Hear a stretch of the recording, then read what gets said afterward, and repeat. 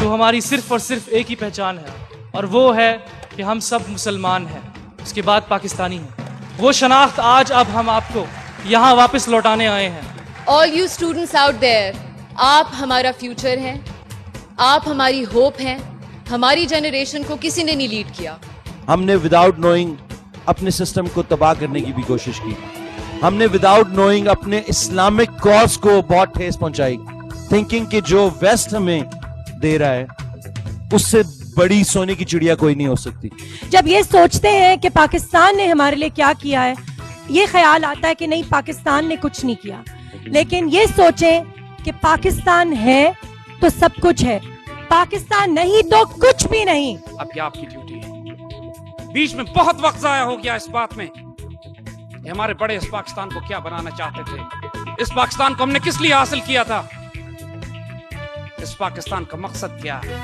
یہ پاکستان سیکولر ہونا چاہیے، ڈیموکریٹک ہونا چاہیے، ڈکٹیٹرشپ ہونی چاہیے، ڈیموکریسی ہو یہاں پر، یا کس قسم کا سیاسی نظام ہو، کس قسم کی عدلیہ ہو، کس قسم کا اکنامک ماڈل یہاں مسلط کیا جائے، کس قسم کا سوشل آرڈر اور نظام ہو یہاں پر۔ اس بحث میں امت کو پھنسا دیا، کنفیوز کر دیا پوری ملت کو۔ 63 سال گزر چکے ہیں، قوم کو یہ معلوم نہیں ہو رہا کہ ہم نے کس سمت جانا ہے۔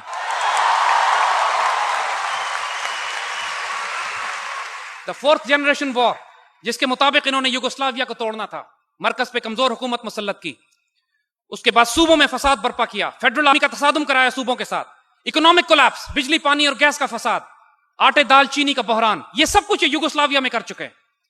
اور جب مکمل طور پر وہ ملک خانہ جنگی کا شکار ہو گیا، پھر نیٹو اپنی فوجیں پہ داخل کر کے اس کے اندر ایک پیس ایگریمنٹ کرتی ہے، ڈیٹون پیس ایگریمنٹ، جس کے تحت یوگوسلاویا کو توڑ کر 6 چھوٹے چھوٹے ملکوں میں تقسیم کر دیا گیا۔ That's fourth generation warfare.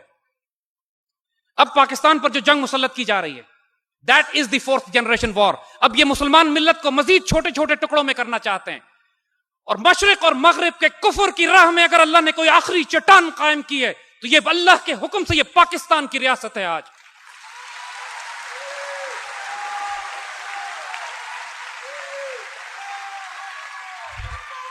انہوں نے 1948 کے بعد کہا تھا، 47 کے بعد کہا تھا کہ یہ پاکستان بچے گا نہیں، اللہ کے فضل سے ہم بچے ہوئے ہیں۔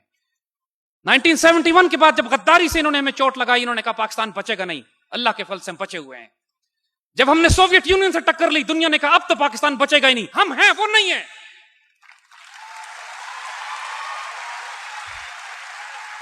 جب ہم نے ایٹمی پروگرام اپنا شروع کیا تو ہنری کسنجر لاہور میں آ کے تھریٹ کرتا ہے کہ we'll make a horrible example out of you. Allah کے فضل سے we are still here and we'll make a horrible example out of you.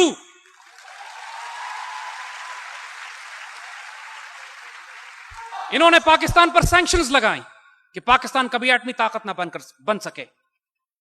ہماری اس جنریشن میں جو 70s اور 80s میں ہمارے بڑے گزرے ہیں، اس میں جو ہمارے سائنسدان ہیں، ہماری تاریخ کا سب سے سیکرٹ آپریشن تھا یہ۔ پوری دنیا میں مسلمان، ہمارے آپ جیسے گریجویٹس، پورے بچے پھیل گئے، اپنی زندگیاں تباہ برباد کر دی۔ ہمارے سینکڑوں بچے ایسے ہیں، ینگ سائنٹسٹ، ہمارے ایجنٹس، ہمارے ISI ملٹری انٹیلیجنس کے ایسے افراد جو پوری دنیا میں پھیل گئے تھے اس وقت پاکستان کے لیے ایٹمی ہتھیار، ایٹمی پارٹس کے پرزے جمع کرنے کے لیے، جو پوری دنیا میں مارے گئے، اور ہم کو آج پتہ بھی نہیں ہے کہ وہ کن گلیوں میں، کن تاریک راستوں میں شہید ہوئے ہیں۔ لیکن ٹکڑے ٹکڑے کر کے یہ چیزیں پاکستان پہنچنا شروع ہوئی، اور کفر کے پورے زور لگانے کے باوجود الحمدللہ 80 کی دہائی میں اللہ کے حکم سے ہم ایک ایٹمی طاقت بن چکے تھے، لیکن ہم نے اس کا اعلان نہیں کیا تھا۔ اسرائیلیز نے، جو ڈیوڈ بن گوریان نے ان کو نصیحت کی تھی 1948 میں کہ پاکستان کی ریاست کو نہ چھوڑنا کبھی، جس طرح ممکن ہے اس کو تباہ کرنا، یہ اس وقت سے ہی ہندوستان کے ساتھ تعاون کر کے پاکستان کو تباہ کرنے کی سازشیں کر رہے تھے۔ 1967 میں جو سب سے بڑی چوٹ ہمیں لگی کہ جب انہوں نے، اسرائیلیوں نے بغیر کسی اعلان کے 3 مسلمان ملکوں کو، ایئر فورس کو اور آرمی کو تباہ کر کے رکھ دیا، جارڈن، سیریا، ایجپٹ، مسلمان ملکوں کی فضائیہ زمین پہ ہی تباہ ہو گئی۔ عید کے دن انہوں نے حملہ کیا جب مسلمان عید منا رہے تھے، اور مسلمان ملکوں کی فضائیہ تباہ ہوتی ہے۔ خطرہ یہ ہوتا ہے کہ تمام مسلمان ملک اب اسرائیل کے قبضے میں چلے جائیں گے۔ پاکستان ایئر فورس سے مدد طلب کی جاتی ہے، پاک فضائیہ کے دستے جاتے ہیں، اور اللہ کے حکم سے ہم اسرائیلیوں کو مار کے گراتے ہیں وہاں پہ۔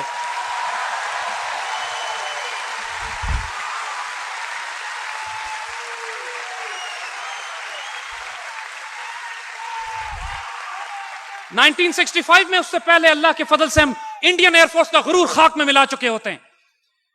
ایم عالم صاحب 30 سیکنڈ میں 5 انڈین جہاز شروع میں ہی مار کے گراتے ہیں، اس کے بعد انڈینز کو جرأت نہیں ہوتی کہ پاکستان میں داخل ہوں۔ اللہ کے فضل سے 1967 में भी डिस्ट्रॉय द इसराइली एयरफोर्स। उनका खतरा जो मुसलमान मिल्लत को होता है वो टल जाता है। 74 में एक दफा फिर मुसलमान मिल्लत चैलेंज होती है, अरब इसराइली जंग फिर होती है, फिर पाक फौज जाती है, पाकिस्तान एयरफोर्स जाती है, हमारे एयर डिफेंस यूनिट्स जाते हैं और फिर मुसलमान मुल्कों का दिफा किया जाता है। 1995-96 में बोस्निया खतरे में पड़ता है, फिर पाकिस्तान फौज के दस्ते वहां पे सर्ब्स के खिलाफ मुकाबला करते हैं। और आज यूरोप में अगर कोई मुसलमान मुल्क है सिर्फ इसलिए कि अल्लाह के फल से पाकिस्तान ने उनकी मदद की थी।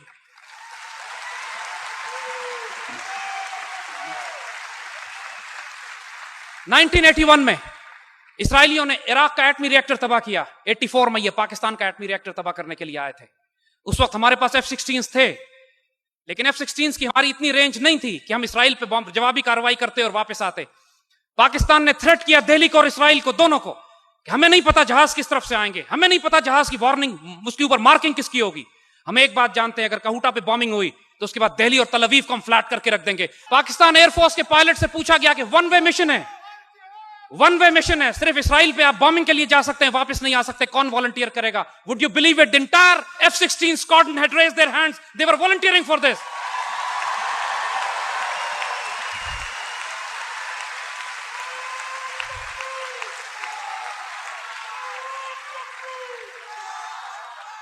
(1998) में अल्लाह के फजल से हमने न्यूक्लियर एक्सप्लोजन किया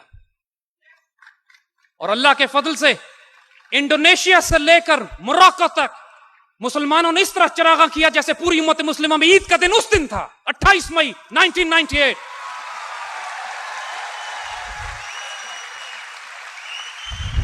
उस दिन फलस्तीन के बच्चों ने इसराइल को मुखातिब करके कहा था, now we are a nuclear power, don't look at the stones in our hands, look at the bomb in Pakistan, we are coming after you.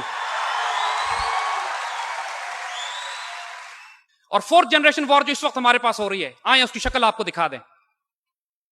Pakistan के अंदर एक इनकॉम्पिटेंट हुकूमत, मिसमैनेज इकोनॉमी, ऐसी इकोनॉमी जिसको सिर्फ IMF और वर्ल्ड बैंक चला रहा हो, जिसके नतीजे में आप देख रहे हैं कि रोज बिजली पानी और गैस के रेट्स बढ़ाए जा रहे हैं, मुल्क में फसाद बर्पा किया जा रहा है, इंटर प्रोविंशियल फसाद, सूबों में लड़ाई और तसादुम, तहरीक तालिबान और बलूचिस्तान लिबरेशन आर्मी के दहशतगर्दों को तैयार करके कि पाकिस्तान के अंदर सिविल वॉर इस तरह शुरू कर दी जाए कि ये हंगामा प्रोपेगेंडा किया जाए कि पाकिस्तान के एटमी हथियार खतरे में पड़े हुए हैं, पाकिस्तान की आर्मी पर ISI पे हमले किए जाएं ताकि ये इनकैपेसिटेट हो जाए, और सबसे बढ़कर पाकिस्तान का पानी रोक लिया जाए ताकि पाकिस्तान को रेगिस्तान बनाकर भूख और प्यासा मार दिया जाए। मगर अल्लाह के फजल और करम से 2007 तक उनका यह प्लान बहुत तेजी से आगे बढ़ रहा था।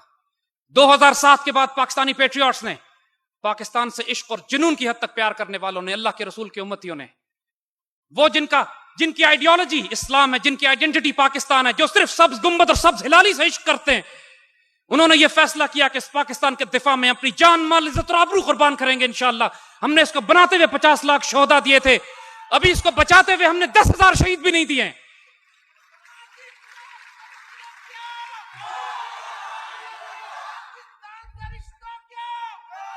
My dear children, today we stand at the crossroad of history. आज हम तारीख के इस मोड़ पर खड़े हैं कि हम फिर अपने बुजुर्गों की वही बात दोहराते हैं, it is going to be now or it is going to be never, and we decide to pay all price, any price, जो मर्जी कीमत हमें अदा करनी पड़े इस पाकिस्तान की इज्जत आबरू जान माल की हिफाजत के लिए, हमें जो कुछ इसके लिए देना पड़े, अपने बच्चे कुर्बान करने पड़े, अपनी कौम को कुर्बानियां देनी पड़े। It's a price worth paying, it's a life worth living, it will be a death worth dying. By God we are willing for it, by God we'll do it.